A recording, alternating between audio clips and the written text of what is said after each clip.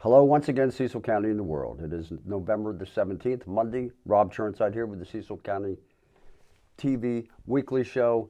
Right here, we're talking all about the county and elections. We have our guest tonight, Gary Holmes, Director of the Cecil County Board of Elections. Welcome to Cecil TV, the weekly show. Thank you for having me.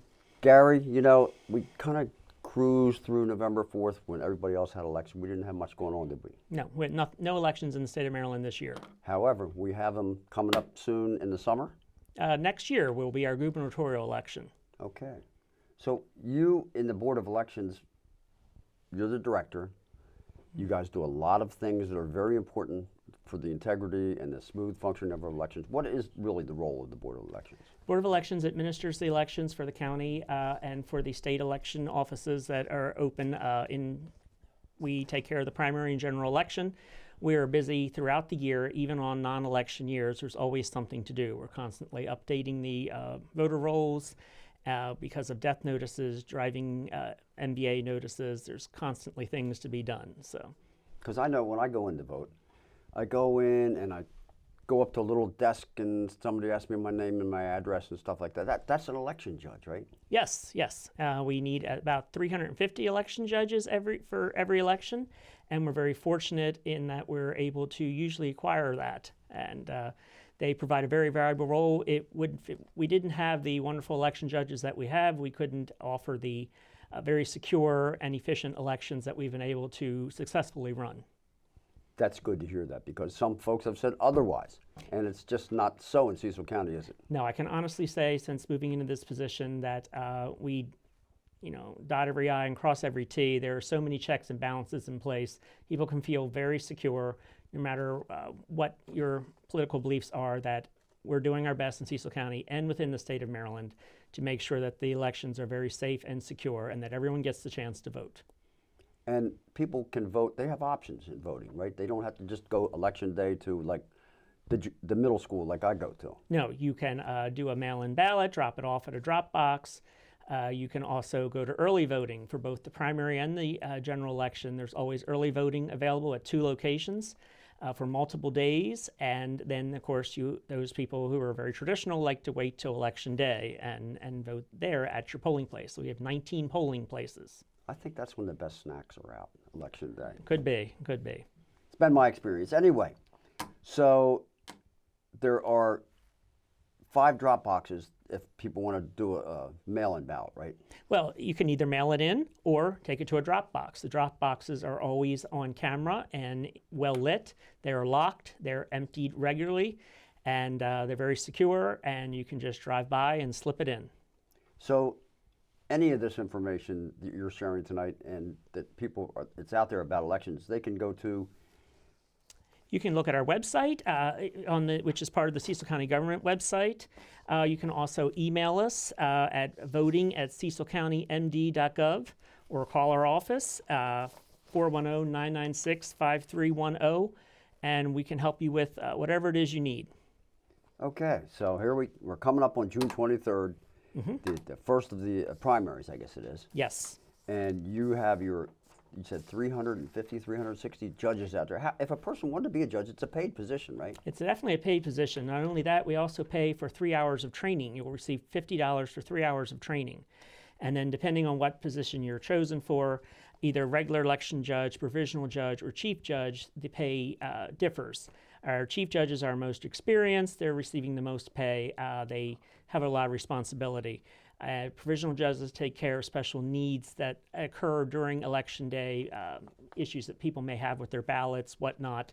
And then we have many election judges who provide a variety of services, from greeting the crowd to helping the crowd find a seat if they're unable to stand in line, checking them in, making sure they get their ballot into the scanner, and sometimes they rotate through the day with their duties. Yeah, I remember when I vote, I go to the little booth. There's a little, secluded little booth.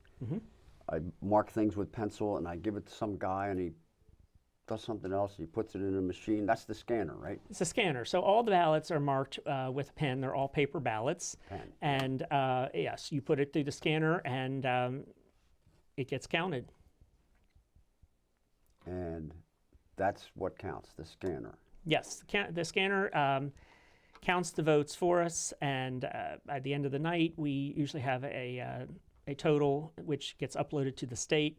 We also do a process called canvassing after Election Day to go through the mail-in ballots. That's when those votes are counted, and they many times can swing an election one way or the other. And as we were talking earlier, you were saying that COVID really kind of gave a little nudge to mail-in ballots. Definitely. I wasn't necessarily working there then, but there were still a lot of people who preferred to vote in person. I can remember waiting in long lines in the rain, but yes, mail-in ballots have become very popular, particularly with people who are housebound due to illness or age or whatnot. You know, they find that the mail-in ballots are much more convenient. And then there's also ones who prefer to drive by and put it into the drop box. And as I mentioned, they are emptied regularly. They are kept secure until the time to count them. And it's not just all about us voting, eligible voters. It's about the kids too, right? Yeah, there's lots of things that kids can do to get involved. So we have several things that you could do. For one thing, we have the PAGE program, which is a cool opportunity. You can actually earn community service, which your high school may require. And you basically are committing to a 4-hour shift on Election Day. And it's for kids who are going to be 14 or 15 on Election Day. And then when you turn 16, you could perhaps be hired as a paid election judge.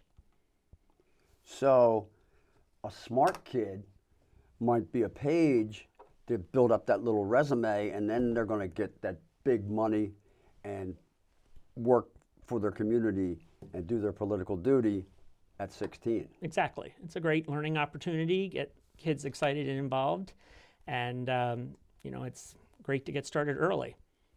Well, I think here in Cecil County, we have a pretty dedicated bunch of voters. You were telling me earlier that we have one of the highest. Last year was one of the highest turnouts for the state. Cecil County, the voters really turned out in large numbers for both primary and general, early voting. All throughout the year, we had very consistently high numbers throughout the state compared to the rest of the state. So That's good. And we also have an I Voted sticker contest coming up. So kids, elementary, middle, high school can submit a sticker design. So, you know, when you go to vote, you receive a sticker afterwards that says, I voted. We're going to be choosing what that sticker looks like. And we're going to have 3 winners from those age groups. And you can submit your designs through our website, email us, call us at that email address, voting@cecilcountymd.gov, or call 410-996-5310. And we'll get you the information, and it's a great opportunity. We'll probably be featuring some of them on our social media pages, and we'll also have some judges that will assist in choosing the winners. Well, Gary, that's pretty exciting. Now, again, if someone is interested in becoming an election judge, Just contact the office, email or call us. Stop by the administrative building at 200 Chesapeake Boulevard. We have a bulletin board in the lobby where there's information. They can call us to come down, meet you in the lobby, and bring you a judge interest form to fill out. And we'll get you in the system. And then next year, there'll be training classes that you'll be notified of, which you do get paid for attending. And then hopefully we can plug you into an election day or early voting slot at one of the 2 early voting centers for both the primary and the regular election. sounds like a win-win-win situation. It is. Well, thank you for being on Cecil TV. Thank you so much. Very informative. Thank you.